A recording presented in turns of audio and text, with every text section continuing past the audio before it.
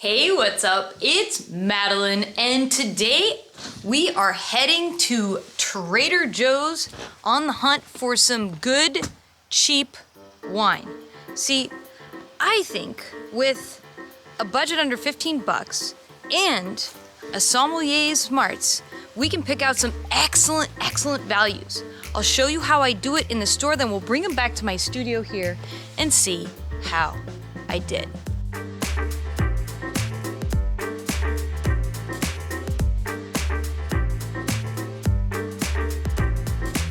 The secret to finding good, cheap wine is to keep an open mind. For example, if you only drink Pinot Noir and you prefer the region of Burgundy, well, you're gonna pay top dollar. However, if you're okay trying a grape like Ayurvedico from Greece, now you can get some excellent quality wines. All right, out the door, that cost me $51.95 for 5 bottles of wine.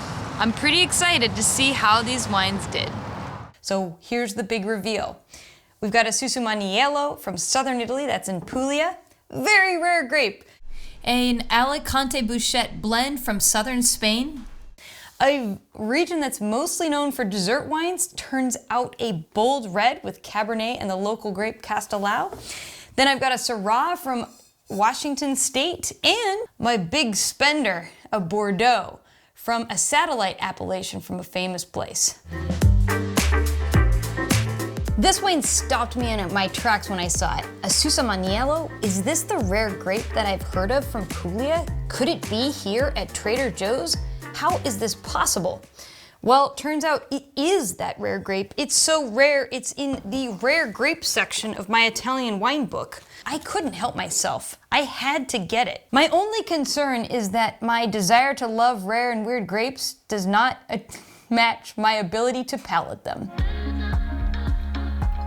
Blackberry, blueberry, ripeness, a little bit of pepper, chocolate, sage. Wow, I'm actually pretty surprised. Was it worth the $9 I paid for the bottle? Absolutely. So what clued me in on this wine was the region, Puglia. Puglia is one of Italy's largest production areas for wine, and they make a lot of pretty decent quality wines from a relatively warm climate. This next wine comes from Portugal, a place that I'm very excited about. It's like the part of Europe that people forget is part of Europe. It's a blend. We're talking Cabernet Sauvignon, Touriga Nacional, Castelao, Alicante Bouchette, and a little bit of Syrah. I'm super excited about this wine because it says it's from a single family estate, and it's from a region that's actually quite famous for their dessert wines. I'm worried that maybe I'm getting ahead of myself and it might be too much. Let's find out. On the nose, I get black cherry, black raspberry, a little bit of licorice, clay dust, and this subtle meatiness. Whoa, the palate is an explosion of spicy yet ripe berry fruits. I actually think the producers nailed it with the blend, adding a little bit of Cabernet with their regional grapes. The Cabernet adds this funky herbaceousness, while the other grapes bring the fruit and acid. This next wine I found is a named wine, which typically means it's some kind of proprietary blend by the producer. These are 2 grape varieties you can find in Spain. And sure enough, this wine comes from the region of Almansa, which is a little closer to the southern part of Spain, specializing in Monastrell. What made me excited about this wine was the elevations the grapes are coming from. The vineyards are at about 3,000 feet up, and every 1,000 feet you climb in the air, you lose about 5 degrees Fahrenheit in temperature due to average lapse, which means they're growing grapes in a cooler climate for as south as they are. Meatiness, like bacon fat, a little bit of raspberry, herbs and spices, a subtle whiff of hibiscus. Wow, fantastic. What brought me to think this wine was good was learning about the vineyards where it grew. Knowing that it was up higher in elevation clued me in on the fact that it could be an elegant wine. This next wine is a Syrah from Washington State.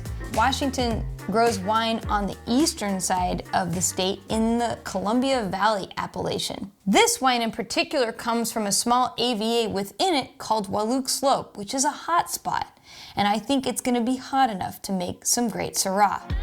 Plum, black olive, a little black pepper, a whiff of fresh blueberry, and it almost smells like chocolate cake. Is it what I was expecting? Absolutely not. Very, very different, in fact. I was thinking of a bit more boldness, softness, but again, we're talking Washington State. The latitude where these grapes grow is much farther north, and it means those long days and cold nights retain the acidity in these grapes, and we're definitely tasting that here in the wine. My last wine caught my eye. Montagne-Saint-Emilion. Wow, that is a satellite appellation to Saint-Emilion, which is famous for Merlot and Cabernet Franc based wines in Bordeaux. So I shelled out a whopping 14 bones for this bottle, which was my highest priced wine of the set. I'm super excited about it. I love Saint-Emilion wines, and I'm hoping this Montagne-Saint-Emilion appellation, which is very close to Saint-Emilion, can produce the results I've tasted close by. Wow, ripe black cherry fruit, kirsch or cassis, pencil shavings, some graphite, mint chocolate. Wow.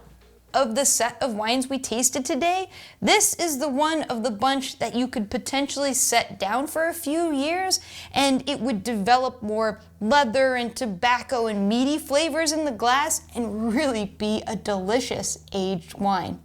And it's exciting to find such great values, even at a place like Trader Joe's, which we don't think to have high quality wines. And if you'd like to think more like a sommelier, definitely pick up a copy of Wine Folly. This is a James Beard award-winning book and a bestseller, but I recommend you check out Wine Folly courses. These you can take at your own pace online and become certified in wine. I hope this excites you to go out and find some delicious, great values out there. And until next time, happy tasting. Tell me what I missed on Trader Joe's value section, and I'd love to see your comments below.